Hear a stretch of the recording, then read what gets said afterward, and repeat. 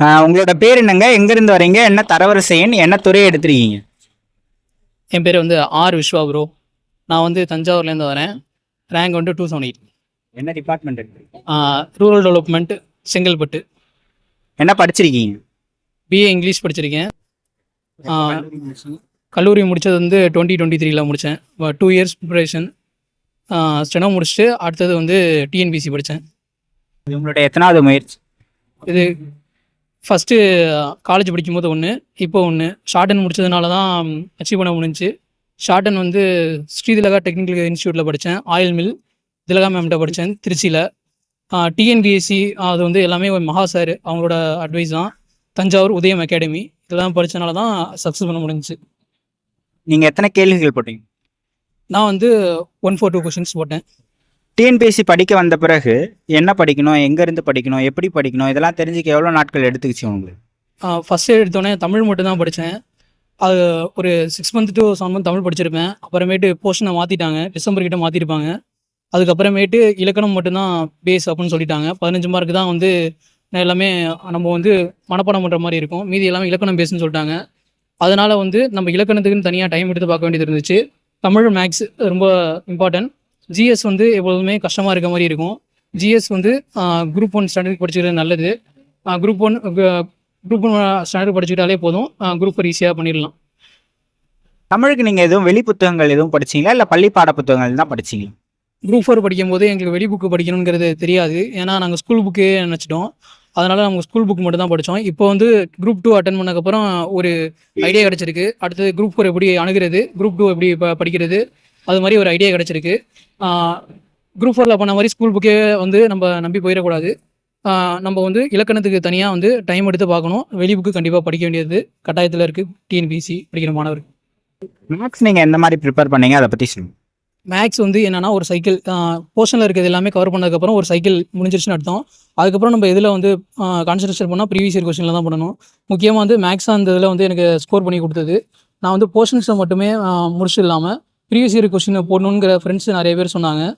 ஏற்கனவே முடித்தவங்க இப்போ ஸ்டேட் ரேங்க் எடுத்தவங்க எல்லாமே ஃப்ரெண்ட்ஸ் எல்லாம் என்ன சொன்னாங்கன்னா ப்ரீவியஸ் இயர் கொஸ்டின் பார்க்குறது தான் ரொம்ப நல்லதுன்னு சொன்னாங்க. நீங்கள் ஒரு சைக்கிள் முடிச்சிங்கன்னா எல்லாத்துக்கும் வர மார்க் தான் உங்களுக்கு வரும். 18, 19 வரும். 25க்கு 23, 24 போடணும்னா ப்ரீவியஸ் இயர் கொஸ்டின் பார்த்தா மட்டும் தான் முடியும். மேக்ஸுக்கு எவ்வளோ நேரம் ஒதுக்குவீங்க டெய்லி? மேக்ஸுங்கிறது நிறையா இருக்குன்னு நினைப்பாங்க. அது வந்து ஒரே நாளில் போட்டு முடிச்சிட முடியாது. மேக்ஸ் வந்து டெய்லி 1 hour அப்படிங்கிறது தான் அதோட டார்கெட்டு. அதாவது மேக்ஸுக்கு வந்து எடுத்துக்கிட்டிங்கன்னா வந்து 25 மார்க் வருது. அதை வந்து 100க்கு எத்தனை பர்சன்டேஜ் ஆகும்னு பார்த்தோம்னா வந்து அது மாதிரி டைம் பிடிச்சிக்கணும். கண்டிப்பாக வந்து 1 hour கொடுத்தே ஆகணும் மேக்ஸுக்கு. ஜிஎஸ்ல 6 யூனிட் இருக்குது. எதுக்கு இம்பார்ட்டன்ஸ் கொடுத்து எப்படி படிச்சிங்க? ஜிஎஸ் வந்து 6 யூனிட். அதில் வந்து ரொம்ப பெருசாக இருக்கிறது வந்து நிறைய யூனிட் இருக்குது. ஆனால் சின்னதாகவே இருக்க யூனிட்டும் நிறையா இருக்குது. ஆனால் இது படித்தா கண்டிப்பாக மார்க் வரும் அப்படிங்கிறது வந்து பாலிட்டியில் வந்து மொத்தம் 20 கொஷின்ஸ் இருக்குது. அதை தாண்டி வந்து மேக்ஸிமம் வந்து ஸ்கூல் புக்கு தாண்டி லக்ஷ்மிகாந்த் அதை வந்து ஒரு ரீட் பண்ணிக்கிறது ரொம்ப நல்லது. ஏன்னா அதில் 20 கொஷின்ஸ் இருக்குது. அடுத்தது வந்து நம்ம வந்து சயின்ஸ்லாம் கடல் மாதிரி அதில் 5 மார்க்ஸாக இருக்குது. அதில் அவ்வளோக்கா டைம் வந்து நம்ம வந்து போடுறதுக்கு பதிலாக நம்ம வந்து பாலிட்டி, அடுத்தது யூனிட் 6, யூனிட் 5, தமிழ்நாடு அட்மின் இது மாதிரி கொஞ்சம் பார்த்துட்டு ஸ்கீம்ஸ், கரண்ட் அஃபேர்ஸ் அதெல்லாம் பார்த்துட்டிங்கன்னா ரொம்ப நல்லாயிருக்கும். ஜிஎஸ்க்கு எதுவும் அவுட் சோர்ஸ் படிச்சிங்களா?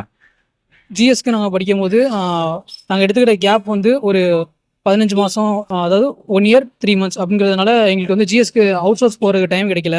அதனால் புக் சோர்ஸே வந்து 11th 12th 10th நிறுத்திடாமல் 11th 12th வந்து சேர்த்து படிச்சுக்கிட்டோம். அதனால் அதுலேருந்து நல்ல மார்க் எடுக்க முடிஞ்சிச்சு.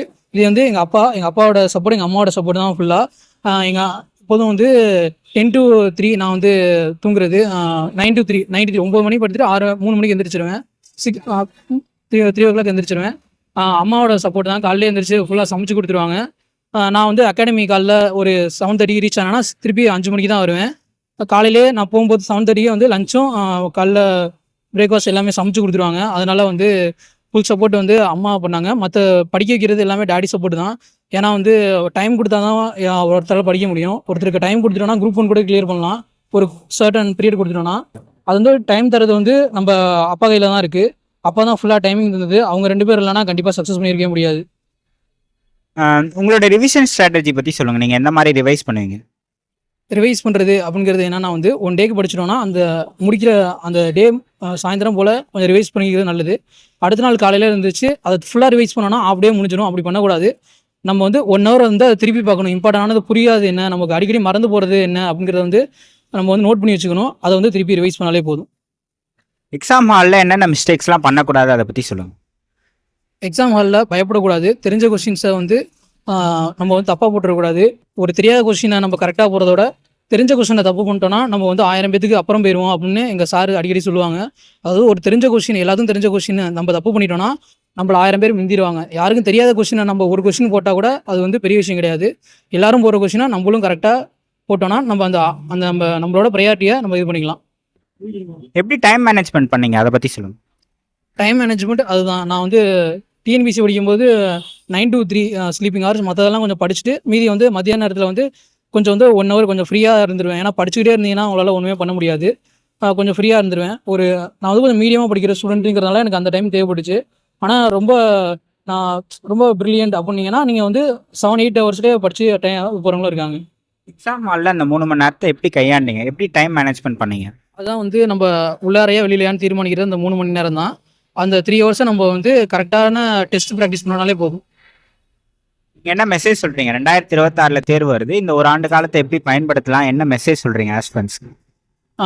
ஒரு ஆண்டு காலத்தை எப்படி யூஸ் பண்ணணும் அப்படின்னா வந்து டெஸ்ட் ப்ராக்டிஸ் நிறையா பண்ணணும். அவுட் சோர்ஸ் புக் வந்து சில யூடியூப் சேனல்லாம் நான் பார்க்குறேன், டெய்லியும் ஒரு அவுட் சோர்சிங் புக் போடுவாங்க. இந்த அவுட் சோர்ஸ் புக் வந்து நிறைய பேஜ், ஒரு 400 பேஜ் இருக்கப்பலாம் என்ன நினைக்கணும்னா இதை வந்து சாதாரண மனுஷனால் படிக்கவே முடியாது. இப்போ வந்து அகரமுதலின்னு சொல்லி போடுறாங்க, அதெல்லாம் 500 பேஜ் இருக்குது. அது மனப்பாடம் பண்ணியெல்லாம் அடிக்க முடியாது. அதாவது நம்மளால் படிக்க முடியும், அதே மாதிரி எல்லாரும் படிச்சிருவாங்க அப்படிங்கிற ஒரு இம்பார்ட்டண்டான இதெல்லாம் இருக்கும். அதெல்லாம் படிச்சுக்கணும். யாருமே படிக்க முடியாதுன்னு சில போர்ஷன்லாம் இருக்குது. 500 பேஜ் 600 பேஜுக்கெல்லாம் மெட்டீரியல் சொல்லுவாங்க, அது யாராலையுமே படிக்க முடியாது. அதெல்லாம் படிக்காமல் ஒதுக்குனாலே பாஸ் பண்ணிடலாம். மொபைல் டிஸ்ட்ராக்ஷன் இருந்திருக்கா உங்களுக்கு? ஆமாம், மொபைல் டிஸ்ட்ராக்ஷன் வந்து எனக்கு வந்து முன்னாடி இருந்துச்சு. நான் இப்போ ஷார்டன் படிக்கும் போதே மொபைல் அடிச்சுட்டு வேறு சின்ன ஃபோன் யூஸ் பண்ண ஆரம்பிச்சிட்டேன். அதனால் எனக்கு அவ்வளோக்கா தெரியல. ஆனால் ரிசல்ட் வந்ததுக்கு அப்புறமேட்டு இப்போ 2 மாதமாக என்ன போஸ்டிங் எடுக்கிறது, என்ன டிபார்ட்மெண்ட் சூஸ் பண்ணுறதுன்னு வீட்டில் சரியாக படிக்கவே இல்லை. அந்த பற்றியே ஒரு மைண்ட்லாம் ஓடிட்டு இருந்துச்சு. மொபைல் டிஸ்ட்ராக்ஷன் இருக்கக்கூடாது. ஆனால் பாஸ் பண்ணிட்டீங்கன்னா எவ்வளோ நேரம் வேணாலும் யூஸ் பண்ணலாம், ஒன்றும் சொல்ல மாட்டாங்க. உள்ள என்னென்ன டாக்குமெண்ட்ஸ்லாம் வெரிஃபை பண்ணுவாங்க அதை பற்றி? அப்லோட் பண்ண டாக்குமெண்ட் மட்டும் தான் தேவை, மற்ற எந்த டாக்குமெண்ட்டுமே எடுத்துகிட்டு வர வேணாம். அது பயப்படாமல் அது மட்டும் எடுத்துகிட்டு இருந்தால் போதும். நம்ம வந்து கவுன்சிலிங் வந்து நினைக்கிற அளவுக்கு ரொம்ப பதட்டமாலாம் இருக்காது, ரொம்ப கேஷுவலாக இருக்குது. நல்ல ரேங்க் போட்டிருந்தீங்கன்னா கூலாகவே இருக்கலாம்.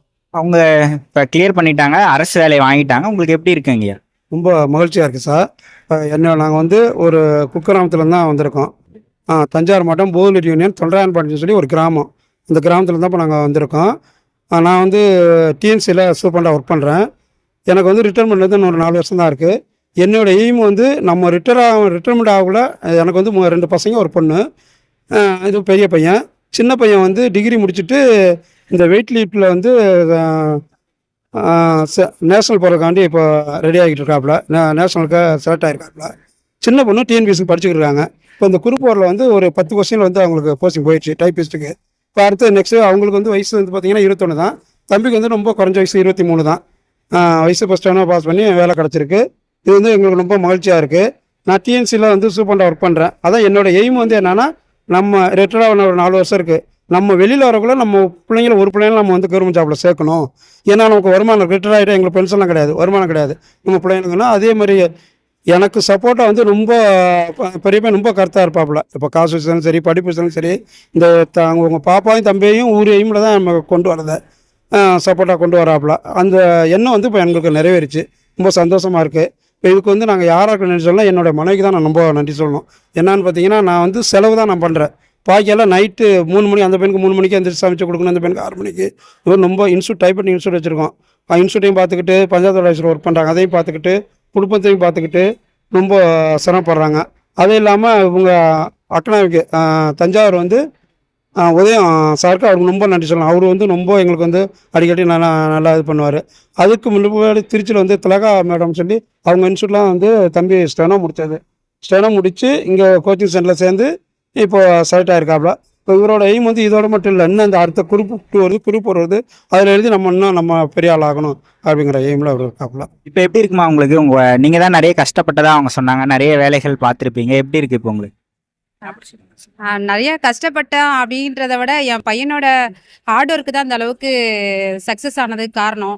ஏன்னா நான் எவ்வளோதான் நான் பண்ணினாலும் அவன் படிக்கணுங்கிற ஒரு அச்சீவ்மெண்ட் வந்து அவன் பண்ணதுனால தான் அந்த அளவுக்கு சக்ஸஸ் பண்ண முடிஞ்சது. ரொம்ப சந்தோஷம். தேங்க்யூ.